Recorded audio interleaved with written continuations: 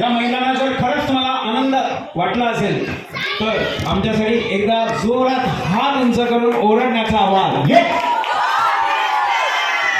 आणि रात्रीचे 2 वाजलेले आहेत, जी मध्यान्ह रात्र होऊन गेली आहे. आणि अशा या अवेळी सुद्धा आपण इथे उत्साह बघू शकता की आपले सगळे आळीतले मेंबर ते हजर आहेत. आणि निव्वळ फक्त दिग्वेश आणि महेश यांनी हा खेळ अतिशय रंगवून ठेवला, याच्यामुळे ही मंडळी इथे हजर आहेत. मी पुन्हा एकदा त्यांचे खूप मनापासून आभार मानते.